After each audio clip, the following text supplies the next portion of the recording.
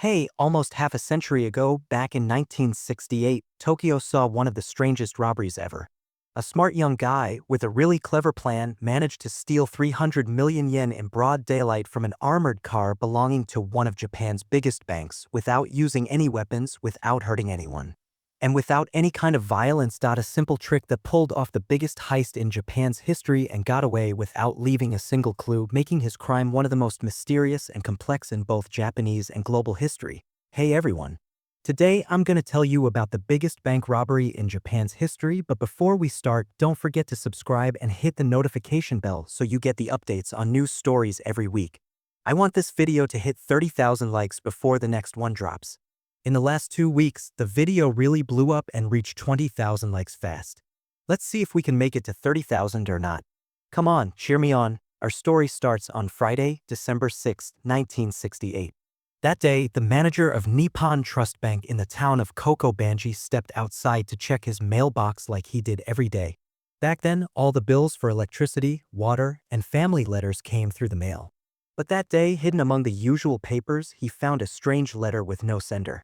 When he opened the envelope and began to read, he was shocked because it was a threatening message from someone demanding 300 million Japanese yen, saying they'd blow up his house, his family, and the bank where he worked along with all the employees.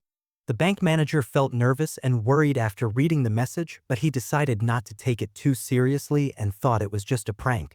So he went to work and carried on with his normal life, but the next day when he checked the mailbox, he found another letter just like the first one, with the same message, the same details, and the same amount. Like the sender wanted to make sure the threat was real and not just empty words. This time, the bank manager got nervous and worried things could get serious.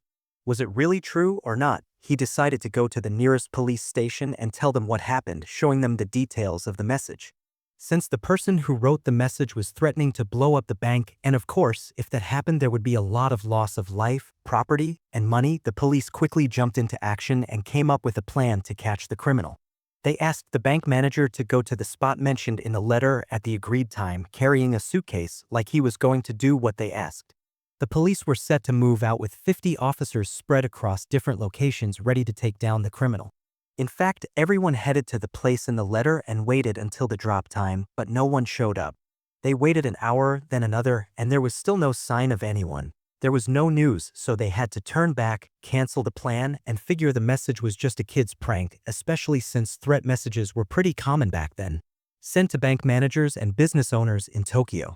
The police investigated and decided this message wasn't much different from one sent before, so everyone just went home. The day went by quiet, and nothing happened like the police expected.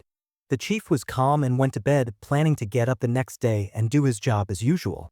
But the next morning, he wakes up and finds the exact same message again in the mailbox. At that moment, the boss asked the police to put security at his house and the bank to make sure everything went smoothly and the criminal didn't follow through on the threat.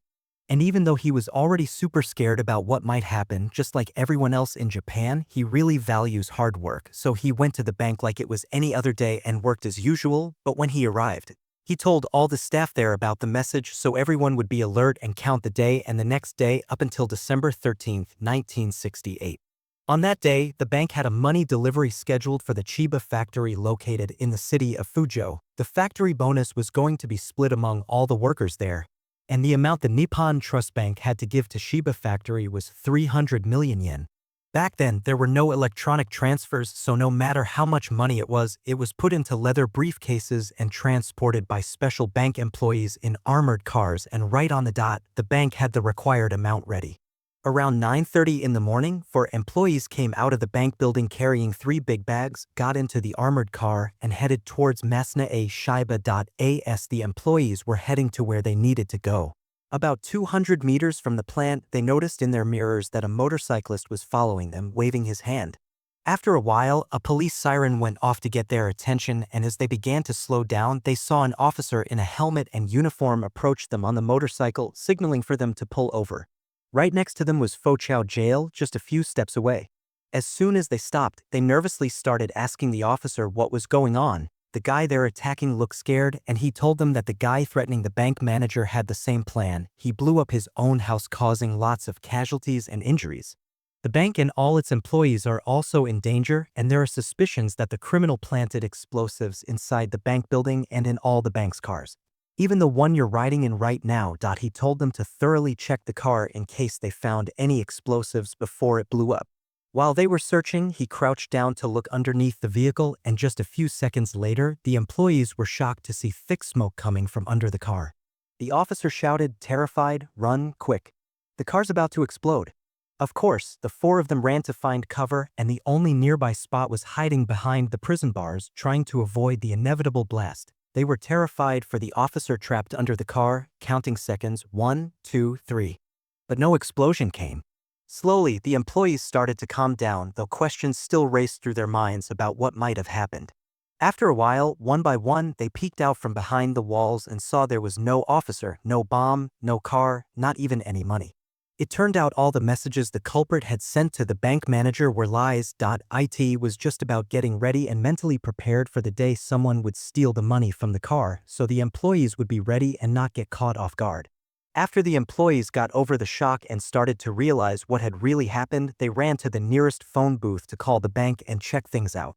To their surprise, the manager answered, a good guy, and nothing out of the ordinary had happened. The bank was running fine, no houses had exploded or anything like that. It turned out the officer who had stopped them and told them that whole story was actually the thief who'd stolen the money from the car. Disappointed, the employees rushed to the police station to report the robbery, and 300 million yen was a huge amount of money back then. In fact, it was the biggest heist in Japan's history, and to make it worse, it was stolen from one of the biggest banks in the capital. So as soon as the police found out, everything just went crazy. Less than half an hour after the crime, the entire city of Tokyo went into emergency mode, and over 10,000 police officers from Tokyo and nearby cities were mobilized to search for the stolen car. Within minutes, they set up checkpoints on all the main and secondary roads, and anywhere they thought the criminal might show up, they put up roadblocks. All the patrols started searching for the black sedan that matched the bank's getaway car, and in less than an hour, a cop reported finding a car with the same description as the stolen one. When the investigators and the bank manager got there, it was clear it was the stolen car, and the thief had taken all the money inside and left the car parked by an abandoned cemetery just 600 meters from the crime scene. But sadly, they left no clues about who they were, just fresh footprints by the car. What made things trickier was tire marks from another vehicle next to the bike, meaning the thief moved the money from the bank car to another vehicle. No one knows what kind or color it is. That's why the police put out new orders to check any car passing through the area where the crime happened, no matter the make or color. But sadly, they left no clues about who they were, just fresh footprints by the car. What made things trickier was tire marks from another vehicle next to the bike, meaning the thief moved the money from the bank car to another vehicle. No one knows what kind or color it is. That's why the police put out new orders to check any car passing through the area where the crime happened, no matter the make or color. But since this mess happened in 1968, the orders took a while to reach all the officers and checkpoints because back then not every cop had a radio to communicate with each other. That's why the orders took between 60 and 90 minutes to get around, which gave the thief enough time to ditch his clothes and make off with the money, even though the police shut down all the roads and kept them closed for hours. The big problems caused by the roadblocks led to a lot of losses and messed things up, so the police had to wrap up the inspections between midday and afternoon. Despite the challenges and hurdles the police faced in finding the culprit, they were hopeful they could catch them because there were lots of clues at the crime scene. But the surprise came when the investigators took a closer look and found there were 120 different clues. The most important thing was the motorcycle the criminal was using and left behind to escape in the car. After investigating, it turned out it wasn't even a police bike or connected to the police at all. It looked like the kind of bike the Japanese police use, but the criminal painted it all white and added a siren to make it look official. When the police noted down the bike's details and started looking for its owner, they went back to the agency and the records office. That's when they found out the bike had been stolen since November 20th and that the owner had nothing to do with the crime that happened on December 10th. So, the cops had no choice but to check the sticker that was stuck on the bike, and it turned out that it was stolen too and painted just like the bike. All they found was a tiny scrap of wrinkled paper stuck to the headlight, no bigger than 4 millimeters. And it's pretty clear the culprit used it as a cover while painting the headlight and didn't realize they never took it off, and that was the only clue they managed to use out of the 120 at the scene. which the investigators agreed the culprit had purposely left to throw them off. The investigators grabbed that newspaper page and started looking into which paper and edition it was to try and figure out where it had been distributed, and that's how they managed to figure out the area where the culprit was while making the cream. After some digging and checking around, they found out that newspaper was only distributed in the west side of Tokyo. The problem was they didn't have any other leads to follow. The only thing they knew was that the person sending the threatening letters to the bank manager had that blood type. And that's what they found out when they analyzed the DNA from the saliva on the envelope that held the letter. But even that isn't solid proof because they weren't even sure the person sending the letters was the one who stole the money. And even if we assume it's the same person, there's no way they're going to track down everyone who came into contact with their blood and lives out in West Tokyo. And as for the other stuff found at the crime scene, just like you said, none of it was connected or pointed to anything. A flashlight, a bucket, a magnet, a screw, and a few other things. It's pretty clear the culprit left them there on purpose so they'd be taken along. After searching all over Tokyo for 4 whole months, the police finally tracked down the car the criminal used to escape with the money, a blue Toyota Corolla. The funniest part is, they found the car parked in a garage at a residential complex, just a couple of kilometers from the crime scene. So basically, the car was right nearby the whole time and they didn't even notice, and if it weren't for the neighbors in the complex who reported a car parked in the garage for a while, covered up and no one knew whose it was, they might not have even found the car. What made the police confirm it was the getaway car used by the criminal was that when they checked it, they found the 3 bags that had the money inside, but obviously the bags were empty, and even though that lead gave them hope it would lead them to the thief.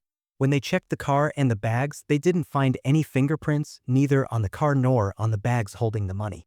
And when they looked up the car's info, it turned out it was stolen too. Sure, after what happened, the cops questioned the employees who were in the car and got some details about the suspect's physical features.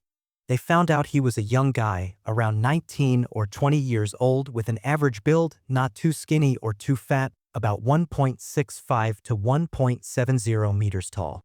They also tried to remember his face and features as best they could, but unfortunately he was wearing the police helmet. But still, the police took down a rough description, made a sketch, and spread it all over Tokyo, offering a huge reward for anyone who could give them leads on the real culprit.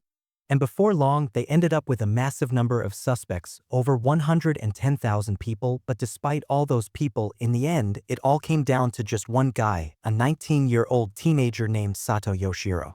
What made the police suspicious was, first, that he used to be part of a big motorcycle gang in Japan and knew how to ride bikes, and second, that he had already been involved in several cases before, whether it was stealing cars or motorcycles. The 3 valleys were all close to where the crime happened, and the good thing was that when they asked him where he was and what he was doing at that time, he didn't have any excuse for the police. On top of that, his dad was a cop, and maybe that helped him understand how the police work, know how to pass himself off as one of them, and he might have even used his dad's uniform to disguise himself while committing the crime so no one would suspect him. What made the police even more suspicious was that he looked similar to the criminal photo, but despite all that, there wasn't a single solid piece of evidence to prove the charges against him. It was all just guesses, especially since there hadn't been any change in his lifestyle in the past few months, and neither his handwriting nor his game matched the person sending the threatening messages.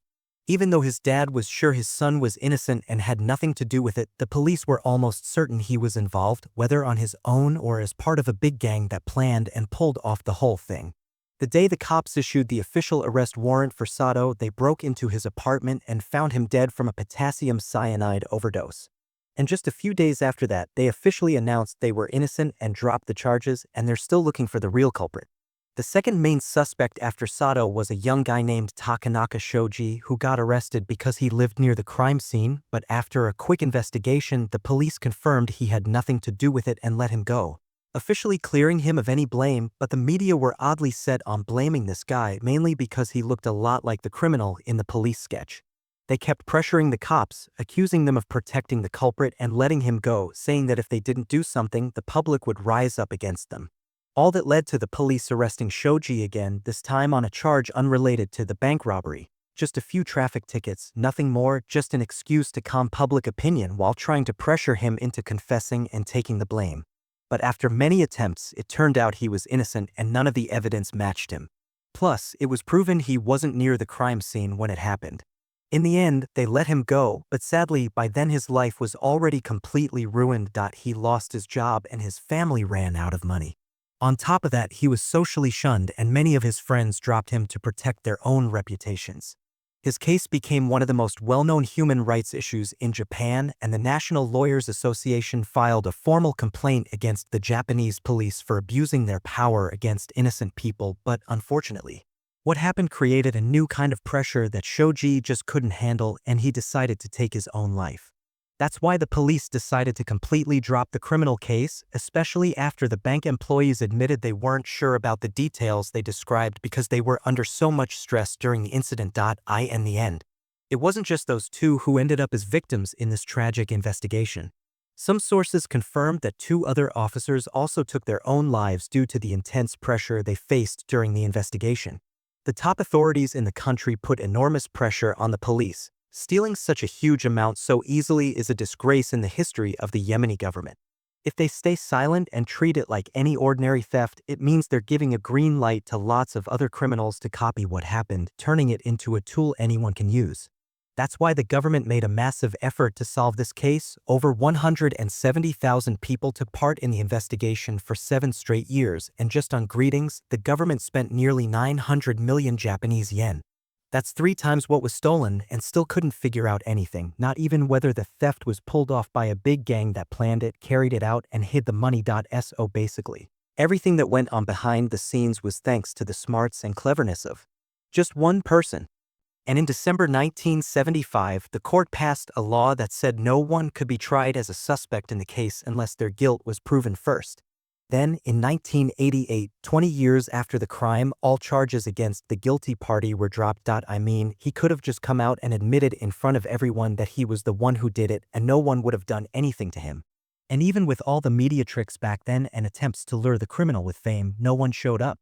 The Nippon Trust bank robbery remains the biggest and most complex bank heist in Japan's history to this day, and that's how the story ends. I'd love to hear what you think, and if you've got any stories you want me to tell, drop them in the comments. The one with the most interaction, I'll make it, God willing. Show me some love with your subscriptions, likes, and comments. Really appreciate all the support. Also, share the video with anyone you think might enjoy it. Don't forget, we're aiming for 30,000 likes before the next episode. Let's go all out. See you next time with an even more exciting story. Cheers!